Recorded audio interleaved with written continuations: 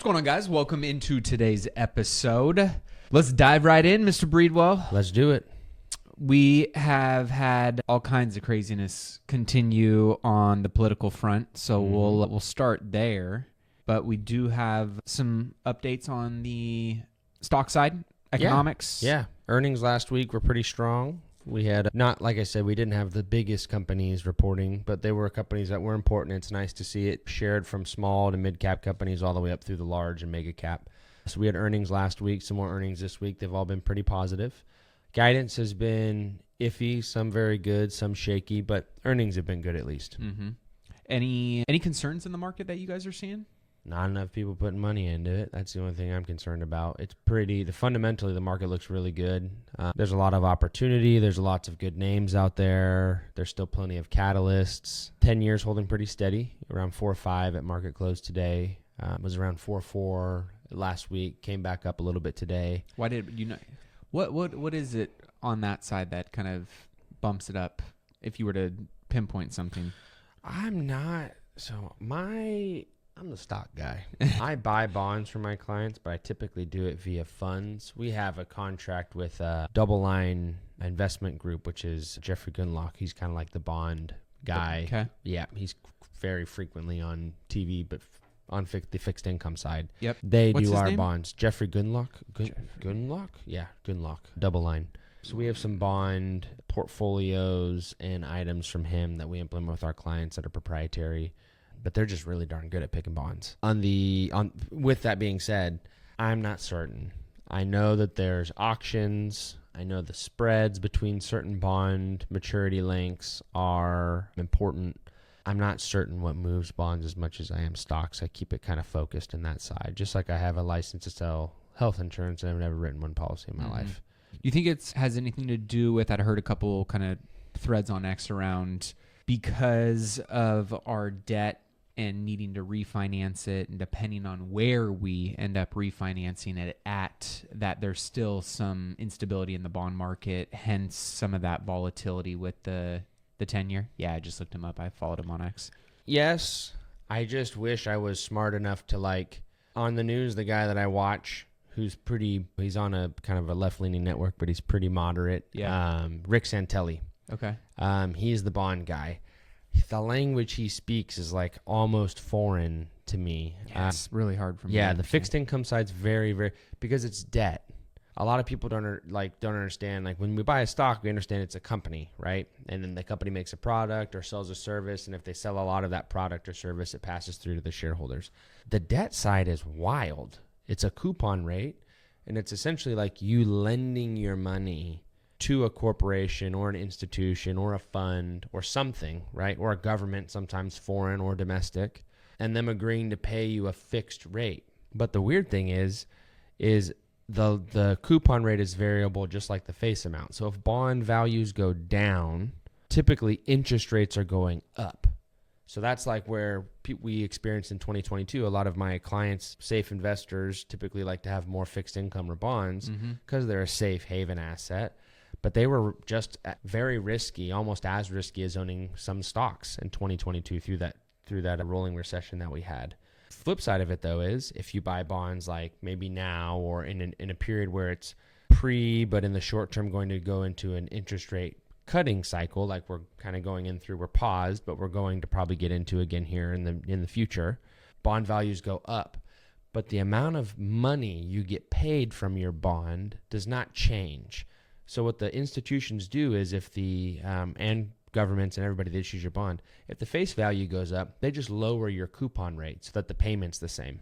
If the face value goes down, they jack up your coupon rate so that the payment is the same. So the payments never change. You either get your bond on par, what you got it for, at a discount, you lost money, or at a premium, you made money. If you can buy bonds, get a coupon paid to you, and then towards the end get it back at a premium, that's awesome because then you can buy more bonds. Typically, a lot of investors like to get them back on par and just receive their coupon rates. So that's sorry for Bond 101 for everybody. But that's how bonds, that's as sophisticated as I get with people because ultimately that's what matters. Yeah, it's really confusing. Even most people who like I understand a lot of financial instruments and tools and bonds are still the bull market for debt right now is in the credit side right now. I would say that the most bullish yield instrument that is fixed income is going to be on fixed income from like senior loans, floating rate notes, performing and non-performing note portfolios that banks hold that are going to get purchased up with this whole debacle going on in the commercial real estate space. Typically, when you go into the fixed income space, this is Bond 102. When you go into the fixed income space, the higher the yield, the riskier the debt. Same with our stocks. The higher the rate of return typically that we get, we're going to be taking more risk to achieve that. So there's some similarities to how we get yield/return from our fixed income to our equities. But yeah, it's a little bit, not that I don't understand it. I don't want people to think I buy bonds for people and I understand them as much as I need to. But the equity side is what I focus on because typically equities long-term outperform bonds. So if you can buy quality equities, I like to have my retirees have about 80% or so of their assets in stocks and about the remainder in gold, fixed income, and cash and real estate in like a portfolio. So I buy like a liquid REIT like ICF.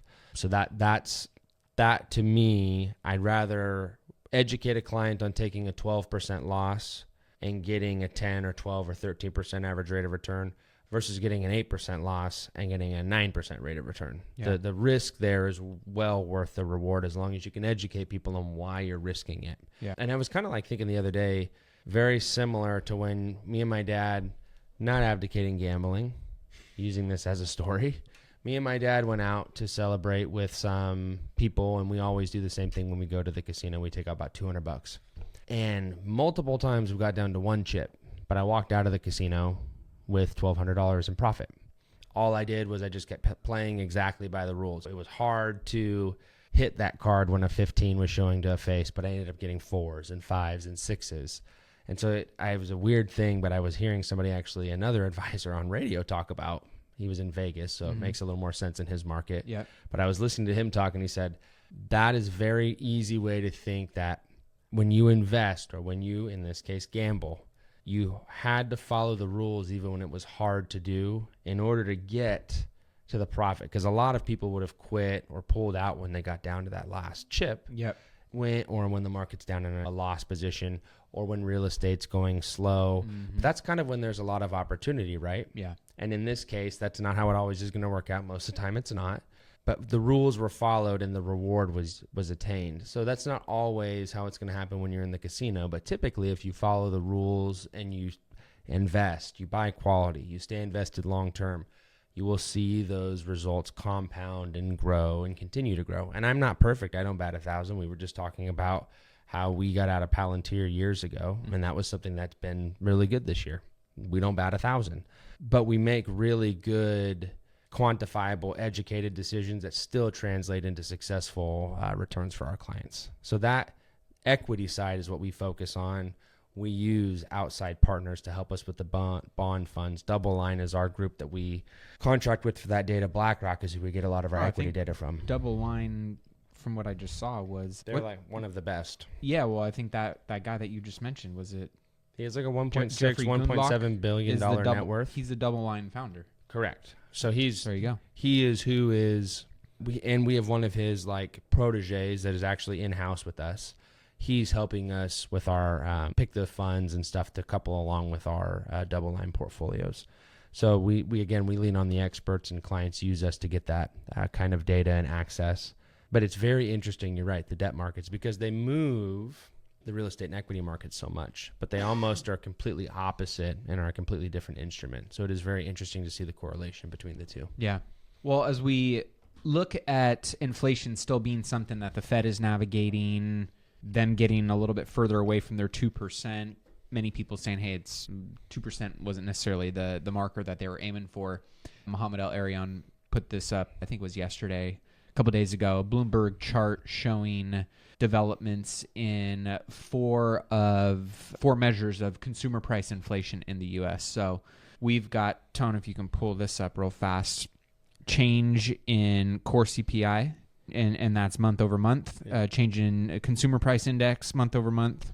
And then we got change in the goods prices minus food month over month, and in core services.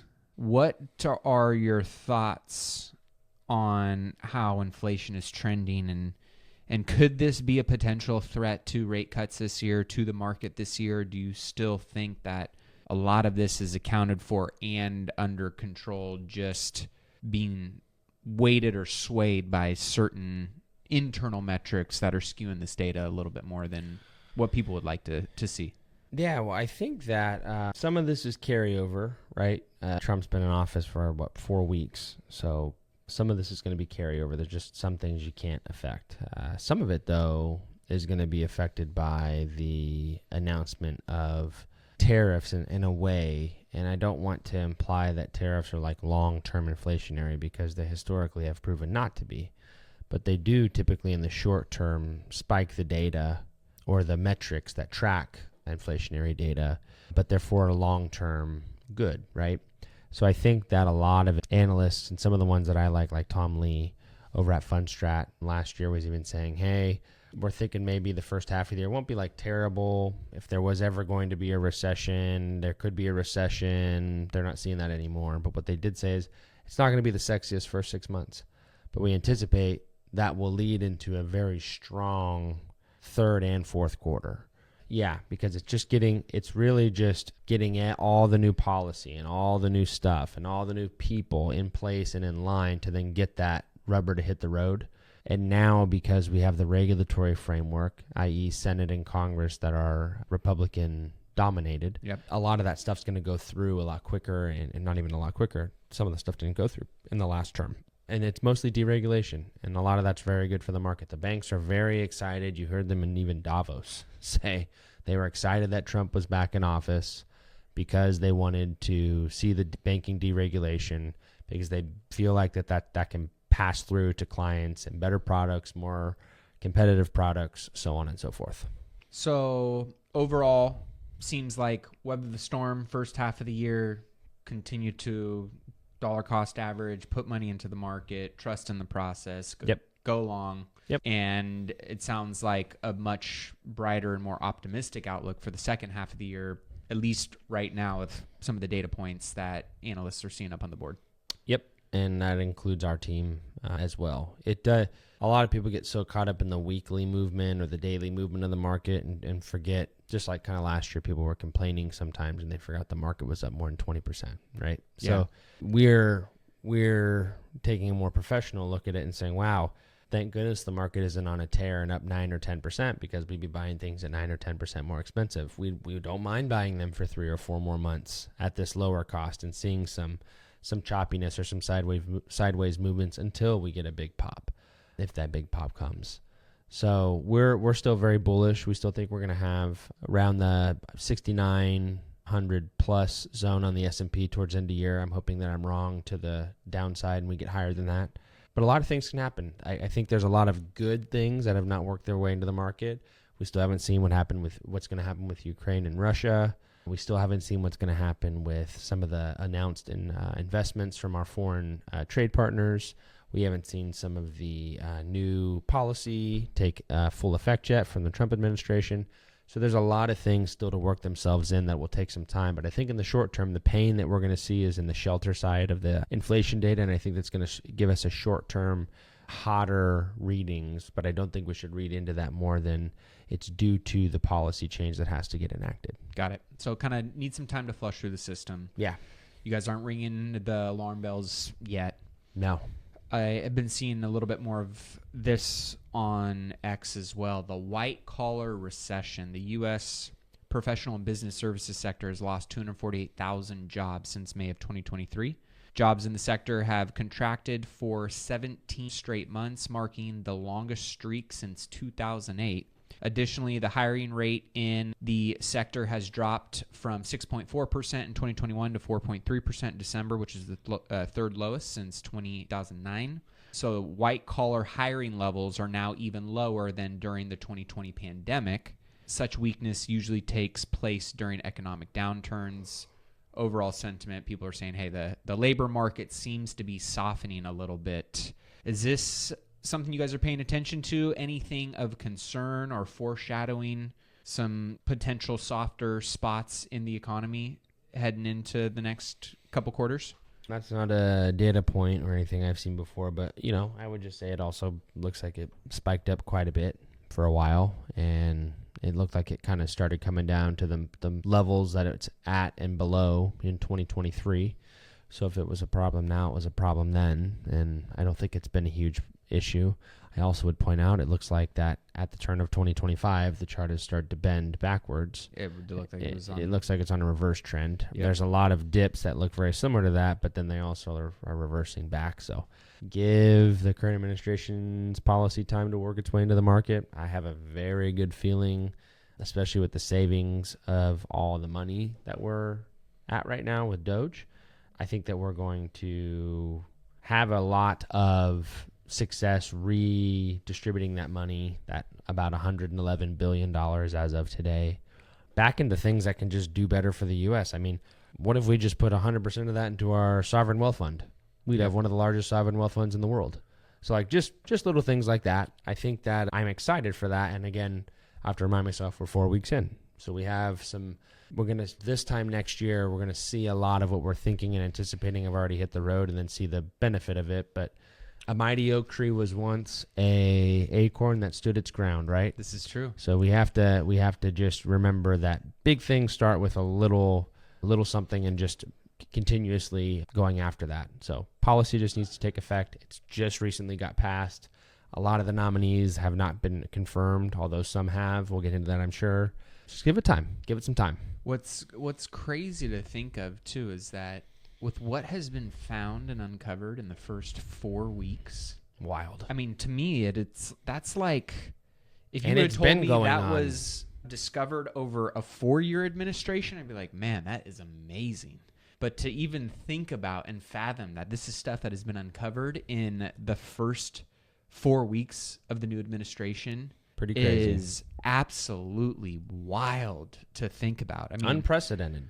it really is unprecedented. I mean, just yesterday, Doge uncovered $4.7 trillion that was not traced from the Treasury. Well, they allowed for an accounting. So here, I'll give you some context on this. I actually Because read this on my terminal a lot today. of people are going, well, I hear a lot of the people on the left going, oh, the Democrats or the Republicans are saying all of these things, but it's not being warned, checked, or backed up with anything. And it's like, no, it is. The people just don't want to actually go and research what is actually being posted and shown. The Treasury Access Symbol, it's called a TAS, is an identification code linking a Treasury payment to a budget line item, which is a very standard financial process, right? In the federal government, the TAS field was optional. So, do you want to track this payment, Mr. Person, or No. not? No, thank you. Let's not track. $4.7 trillion in payments were not tracked and was often left blank, making traceability almost impossible. As of Saturday, with the federal government and the changes that were made, this is now a required field, increasing insight into where money is actually going. I mean, that to me, you're dealing with the biggest budget and you don't have any accountability to where these things are going. That was either massive negligence, or in my opinion, there's no way it was negligence. It was on purpose, and it was, meant to be that way for a specific reason, right? Yeah. And, when I think about, we can sit here and point all of the fingers at the Democrats and all of them funneling money and doing this and that, but where the fuck were all the Republicans during this time frame? Oh, I was gonna say they were getting their money. That's the they best were getting part. Their It pockets was lined both. Too. Yeah. It was both. So I'm the people that are the loudest right now seem to be the ones far left politicians to take what we're that and run and think that we're only saying that Democrats are the ones that are guilty. Oh no, I'm certain there's plenty of Republicans that have their fingers in the pie, and names that come to mind: Lindsey Graham, Mitt Romney. What's his name? That was he Republican? John Kerry? No, he was a Democrat. What's his name? The Blob. Mitch McConnell. There's a lot of career politicians that have shown. I mean, even you've got, again, It's the right loves to point at the left and the left loves to point at the right.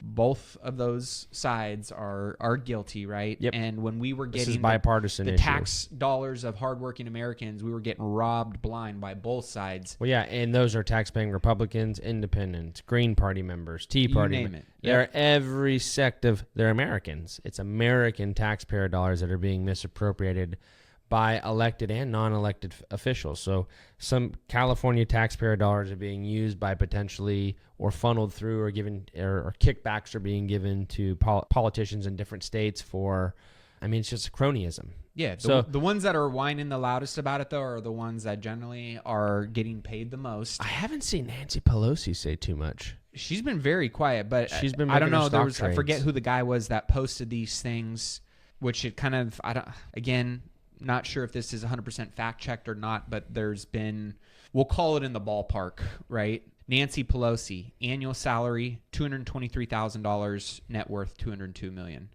Mitch McConnell, annual salary, $200,000, net worth $95 million. Chuck Schumer, annual salary, $210,000, $75 million net worth. Elizabeth Warren, $285,000 a year salary, $67 million net worth. The ex-USAID chief, who's been on a $180,000 salary, net worth of $30 million, right? You're in the wealth building space. Yes. Do you know anybody, and I was talking with another guy who's in the wealth building space. He goes, if you're making between $100,000 and $200,000 a year, based on your living expenses and what you actually have left over to invest, if you got to the end of your career and had a net worth of $4 to $6 million bucks and you were investing smart and intelligently, consistently for a 30-year period, Yeah, that would be exactly what you that'd probably be in the ballpark, right? Yep. When you're talking about politicians who are in that same annual salary range, and not even, I mean, Nancy Pelosi's been in the game for a minute, right? So she's north of $200 million. But you look at some of these politicians that haven't been in the game for that long on a salary of that. I mean, I think Letitia James of the New York AG that was in, $18 million net worth, couple penthouse. Like, these numbers don't add up. They just don't add up. And so I think that, to me, the people that are crying and whining about Elon Musk having access to your fucking bank account, like, give me a break. Dude owned PayPal. If he wanted to go rummaging through all your personal information and shit, would have like, done it years ago. He could have done it back then, and guess what? He's one of the richest and most resourced and capitalized people in the world. He could do it right now, too, and not need to go to the Treasury to get access to your information. And Tesla has their own financing, and they also have that type. So it's just like it's just like a mute talking point. It really is. And then, oh, well, we didn't vote for this. Yes, I did vote for this. I knew this is what they were going to do. They're not lying. They didn't vote for that. They're wrong. I was hoping this was what they actually were going to do, and they're actually doing it. I love this. Tone, pull this up real quick. This is the I didn't elect him starter pack, right? Like, all of them, we didn't elect them. Well, yeah, I didn't elect Bill Gates. I didn't elect Anthony Fauci or Klaus Schwab or George Soros or his son or Fink or Zuckerberg to do any of the things that the left just applauded all these motherfuckers for doing. So, like, again, I don't want to hear that shit. It's like, it's driving me nuts hearing these people say President Musk. This. I mean, it's so stupid. funny, and if anything, it's just making their party look dumber and dumber. Yeah, and this is the same party that paraded around for the last 4 years. Ex-President Obama, and was sending him over to London and having. Well, and then they were saying, oh, Trump can't come in and shrink the size of the government and do what he's doing. There's literally 20 seconds later videos all over the internet of Obama saying, I don't need approval to do X, Y, and Z to go in and shrink the government and get rid of this waste and da-da-da-da. Like, the fact that they're making this a constitutional crisis and it's becoming this authoritarian dictator issue. Ridiculous. This dude is saving Trump is doing a money. really. He is I will say saving our this. future generations from being enslaved to paying off taxes that is not even going to you. I'll give you a number. The U.S. Treasury can't track $4.7 trillion in payments right now. Medicare was sent $2.7 trillion. Oh, we're talking 4.7 with a T, 2.7 with a T overseas to people that weren't eligible. The Pentagon has failed audit after audit, they lost track of $2.5 trillion. Social Security sends $100 billion a year to people with no identity or that are technically dead Should or be dead. between 100 Yes. to 150 years old right now. Yep. The Department of Education spends $50 billion a year to, okay, I can't say that part. That's a little aggressive.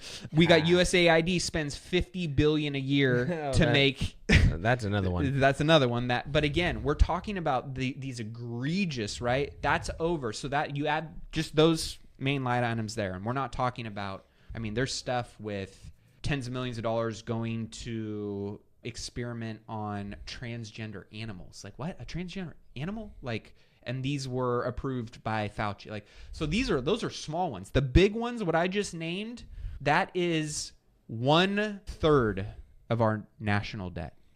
Yeah, I know. That which right is there, wild. 1/3 of our national debt, right? And it's only been 3 weeks, a month since they found that.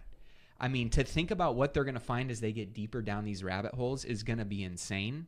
I hope people get jail time. I don't care what side of the party you're on. I don't care. Neither do I. The If you fact did that- it, you're wrong. The fact that you are straight up stealing from the American people and you are enslaving future generations to pay off this negligence and corruption is, I mean, it is the most treasonous thing. And the fact that nobody's upset about it and they just want to point at Elon Musk having access to your personal data, which he's already had before. like, is just, it's so crazy to Which, me. and I think that's a mischaracterization. He doesn't have, like, I think he does and he doesn't. He's not going in and, like, saying, here's somebody that I know. I'm going to look them up. I just, like... It's such a funny, like, argument that they're trying to make on that. It's a pretty weak argument. But, I mean, this is exactly what I voted for. And now I want my fucking money back. Yep. I want my money back. I want to, like, I'm happy to pay my fair share of taxes if I know it's going to things. Like, I want my city to get better. I want my state to get better. I want the people who need real help through social programs to get access to those things. Me too. But now this thing is looking and is being shown as being a true house of cards, and that we're just getting...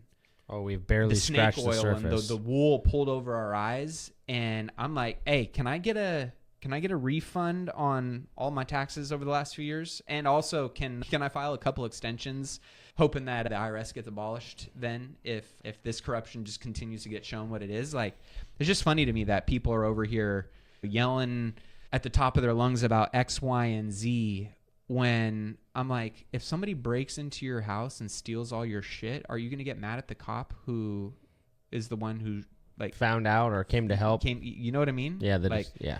It's just wild to me. It is. It's stark hypocrisy. It's very, very, very crazy to think that people can somehow mentally justify that what could potentially be going on, or if what we haven't found is even worse, could still be going on, and like, oh, we don't care, we just don't want somebody to see our information.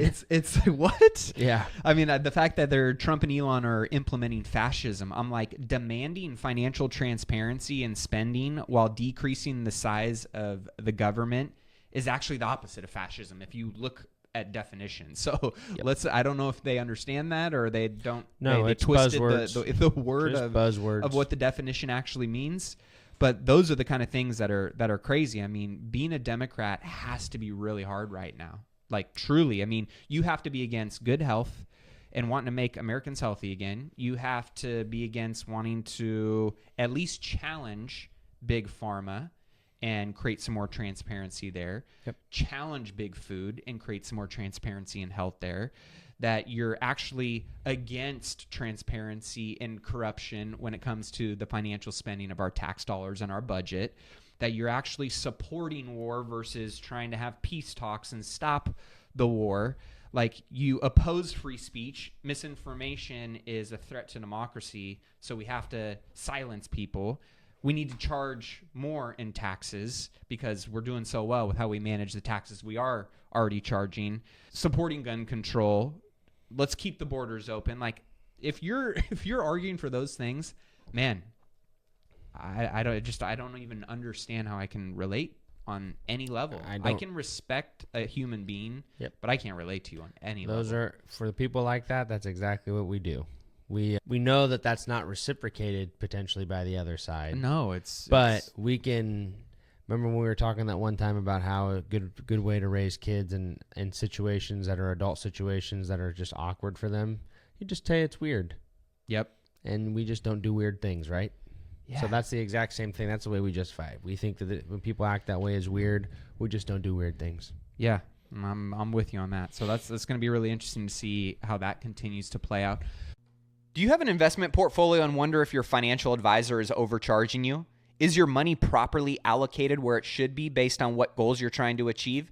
If you're not 100% confident in these answers, then don't forget to take advantage of your free financial x-ray by texting the word x-ray to 844-447-1555. You will receive a full financial audit on your investment portfolio and get all the answers to your financial questions so that you can rest assured that your investing decisions are actually aligned with your best interests and the future that you're looking to build. Get started today by texting the word x-ray to 844-447-1555. Mark Cuban did say something. He's fallen kind of out of good graces, I think, with a lot of people as he's gotten deeper into politics. But he did say something on X that I thought was interesting yesterday, because a lot of people are like, dude, why are you so against Elon and them doing what they're doing, right? And he said, any fraud they find is a crime against the USA. If you are going to accuse anyone of a crime, you need to document it and prove it. If it's a crime, file charges and do it now. If you aren't filing charges, what are you even doing? What's the point? Fraud is against the law. That's just real world. And if what they claim is fraud is not, then that is a whole different shitstorm. If it's a program that Doge and Elon Musk don't believe should exist, fine. But shouldn't the people who got the funding get a chance to defend themselves? Isn't that the American way? Have them on spaces to discuss it. Trying to remake a bureaucracy isn't easy or pretty, but it doesn't have to be chaotic. All this feels like there is no plan. The law of unintended consequences can get nasty if there isn't a plan. And if there is a plan, why not show it?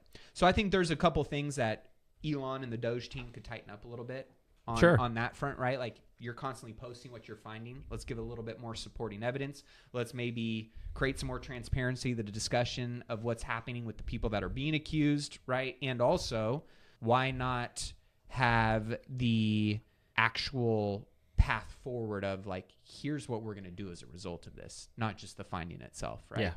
So because we know we're saving money, but we don't know where it's going to go. Yeah, I'm interested to see more of that, right? Like, help me understand, now that there's a spotlight on it, what's next? And how does this benefit us, the American taxpayer, right?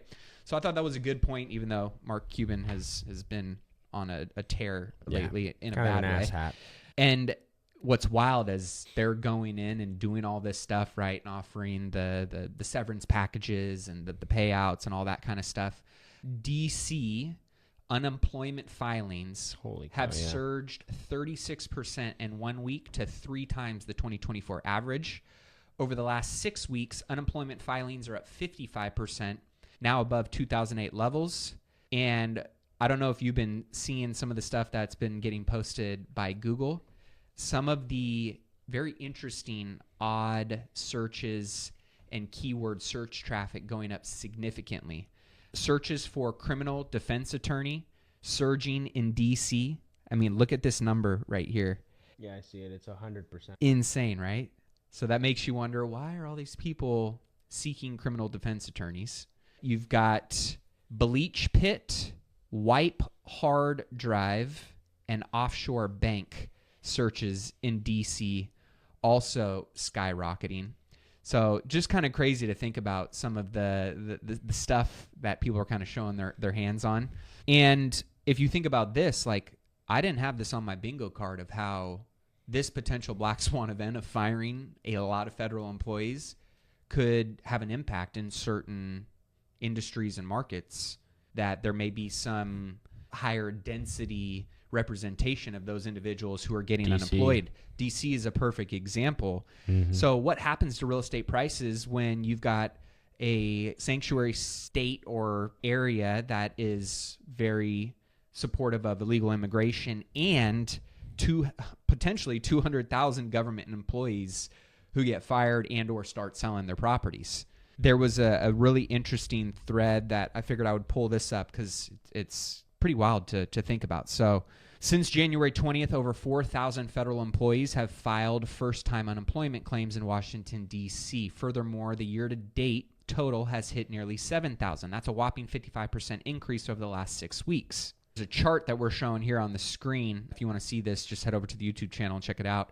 A chart showing Washington, D.C.'s jobless claims back in 2000. Weekly jobless claims are now at 1780, or nearly 15% higher than that peak seen in the 2008 financial crisis. So Washington, D.C. itself may be entering a recession in some ways when you think about the job market and how this might impact the housing market. As they noted in a recent thread, the rise in unemployment is coming with widespread home sales. The median home price in Washington, D.C. is down $139,000, or 20% since November 2024 alone. That's a 20% drop in just 2.5-ish, 3 months. That's wild. Year-over-year home listings in the Washington, D.C. metro are up 23%. But it is going to get even worse. The New York Post just reported that DOGE is preparing to lay off 15,000 IRS employees. 15,000 employees is 8.5 times the number of unemployment claims seen last week. These layoffs are expected to come as soon as next week, so that's obviously all going to be interesting to see how many people actually get laid off. And, right? Furthermore, the data does not include the 3,600 Health and Human Service employees laid off by DOGE on Friday. We expect first-time unemployment filings to surge well above 2,000 this week. This could put D.C. unemployment claims more than 30% above the 2008 peak. Next, add in President Trump's offer to buy out 2 million federal workers to resign. There are currently 2.7 million people who work for the U.S. government. Estimates show 5 to 10% of employees will take the offer. They technically wouldn't be unemployed, though, until September. I think that's when their severance package runs out. But let's say 5% take that offer. That would mean 135,000 federal employees. So that's 15% of federal employees currently work in Washington, D.C., so that would mean an additional 20,000 unemployed claims coming in after the buyout in Washington, D.C. alone. This also shows that the real estate meltdown in Washington, D.C. is just getting started. Since November of 2024, 5,000 homes have been listed for sale, well above average. We expect 10,000 homes to be listed for sale in the coming months. Inventory is already up 23% year over year. And the most interesting part is that we are less than 1 month into DOGE cuts. DOGE has made it clear that some departments, like the Office of Personnel Management, could see cuts of up to 70% of the workforce. DOGE's mass layoffs are set to alter the entire U.S. economy. So again, I mean, to me, that's something that I didn't think about that. Like, if we're going to significantly reduce the size of government, I know there's going to be some absorption into other industries and things like that, to where not everybody's going to be sitting on unemployment. We're going to be in some massive recession, but there's a major shakeup going on in DC right now, and it's hitting job industries. It's hitting real estate market. It's going to be interesting to see how this plays out. I'm just curious on your thoughts on that side as we go and shrink government. Does that shrink opportunities? Does that shrink investing? Does that shrink real estate? Like, what are your thoughts on that? It just shrinks government involvement, which should benefit private practice and private industry, which those people can go work in. There's plenty of opportunity for jobs elsewhere. And there's lots of opportunity to be an entrepreneur in the United States. So those people will find jobs elsewhere. They just don't need to be in D.C. working off taxpayer dollars, because that's what pays them. So I'm all about it. And if they don't find a job, I could care less. Well, Trump is looking to ban China from purchasing American farmland. That was a new headline that came out today that I personally like. I'm very behind that. And I'm excited about that. Two big cabinet confirmations last week. Tulsi got affirmed. RFK got affirmed. Still no rumblings on Kash Patel. I think that they're filing paperwork to force what's called a cloture, something like that, where they're going to force them to give a decision. It sounds like they're kind of dragging this out as long as possible, and there's a lot of potential cleanup they're trying to do behind the scenes that... Yeah, the problem is it's not going to fly this time because there's too many people on the right side. No pun intended. Yeah, for sure. I did see that Florida Governor Ron DeSantis calls for the abolition of property taxes in the state, which... That would be awesome. That would be wild. I mean, I hope that more governors follow this. Like, when you really stop and think about property taxes... That would make Florida the number one state to invest in for real estate in the whole United States. Yeah, and just the fact that property taxes, you don't actually truly own your property. No, you're paying for it forever. Yeah, and if you don't pay your property taxes They because take you're your some property. grandma who's on a fixed income and she gets hit with a property tax bill that she can't afford, or some life event happens and she paid her asset off over a 30-year period and did all the right stuff, and then something like that hits and you get your property taken back by the government because you can't pay your property taxes, like, it's kind of wild to think about when you really take a step back and go, hold on, like, what is this racket, right? You get taxed on an unrealized value in perpetuity, and you're basically leasing land from the government. Even though you bought it.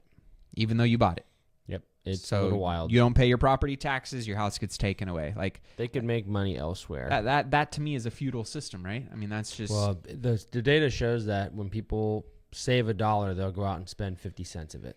So they're not going to just the money's not going to go nowhere. It's going to go back into the economy and probably in better areas than in the hands of local. Yeah, I wonder, I mean, the things that come to mind for me is how does it impact local communities, right? The local communities that rely on the tax dollars for their cities to... Ultimately, most of the stuff still has to get approved by legislator at the state level. Yep. So to me, not really. I don't see, I mean, we both live, you're Roseville, I'm Rockland. Mm-hmm. We're essentially the same city. Yep. We don't have bad amenities. We don't have anything great, but like my city, we have like one of the most underserved downtowns for the level of income. I mean, we have people that drive, there's literally, my neighbor has a Bentley, a Ferrari, and a GTR. That person would love a city downtown looking like Loomis. Yeah. Which has 1/5 of the population, probably higher median income, but still, I'm like, why are they not incentivizing businesses to develop? Yeah. Roseville has like it's one of the largest towns outside of the Sac Metro area, but they have a ton of land that's not developed, and they don't have very great ways or expressways to get around. So it takes a long time. They have the Elk Grove problem. It takes a long time to get through the city. Yep. So there's all sorts of things that I think our tax dollars could go better towards. One thing I will say, at least in Rockland, we don't really have any homeless people. So I like that. There's not a high homeless population in Roseville either. So there's little things that are penciling through, but we have an abandoned Walmart over here, or that used to be a big Walmart. Yeah, they're tearing it down right now, actually. Okay, there you go. It's half torn down. That's getting torn down. Big What's apartment going building. there? So there's a lot of stuff that the city can do that they kind of sit on their hands. Yeah. And it's Well, cool to there's see other ways smaller of cities. generating. Yeah. It's all through sales tax, right? Through... Loomis just voted. They just said, hey, we have this crappy downtown. And I will tell you right now, Loomis is one of the coolest little cities in our area. And all they did was they decided to use their tax dollars to develop. Yeah. I would love to see more cities do that because it drives commerce and it makes people more encouraged to spend money. Yep, 100%. Last one, breaking today, XAI's new Grok 3 model supposedly crushes DeepSeek and ChatGPT in science, math, and coding learning speeds. The AI kind of arms race continues. Anything interesting there that you're seeing and how that ties into investments? And maybe just one final thought on what we're seeing in the crypto market and what you're seeing there. It's hard to. I was telling you before the episode starts, I was expecting to hear some announcement on. I think this week we might get some more clarity on legislation for crypto, and that's going to drive maybe the market up. But we're in a little bit of a slump. Past couple of weeks, we've had some spikes up, but really the month over month, the crypto market's been trending down. So more to come on that. We had that little thing happen with the Libra and Argentina thing, so that was interesting. Yeah, so that's going to be digging its way through. I know they just turned FTX payments back on, I believe, last week. So more to come on the crypto space. It's a little bit in a slump right now. Okay. Well, that's what we got for you guys this week. Big shout out to Boston Hope and the email that was sent over. Appreciate you. Appreciate the feedback. Appreciate all you listeners. Don't ever hesitate to reach out to us. Give us your thoughts, feedback, topics. We listen. We appreciate it all. And, of course, don't forget to reach out, follow the YouTube channel, subscribe to the show. If you enjoy it, leave a review. We'll see you guys in next week's episode. Cheers. Y'all. Well, that wraps up today's episode. Thank you so much for tuning in. If you got any value from today's show, all I ask is that you take 60 seconds, leave a review on whatever podcasting platform you enjoy listening to this content on, as well as share it with somebody that you think can get some value from it. Also, be sure to check out wiseinvestorvault.com. We have all kinds of great tools and resources, a ton of free downloads from checklists to spreadsheets to trackers, you name it, everything in between to help you on your wealth building journey. That's at wiseinvestorvault.com. If you're also an accredited investor and you're not on my deals list and you want to be aware of the different investing opportunities that I have access to or that I am personally investing in myself, be sure to text the word deals to 844-447-1555. As always, if you want to get your free financial x-ray from Ryan and his team to dig through your investment portfolio, you can text the word x-ray to 844-447-1555. All of those are complimentary and free completely for our Millionaire Mindcast family. And as always, don't forget to engage on social media. Shoot me a follow, shoot me a text. We're really trying to grow the social media following right now to impact and help more people on their financial freedom journey. And I would love to connect with you as well. Until next episode, keep investing in yourself and your wealth on your march to $1 million and beyond. Cheers.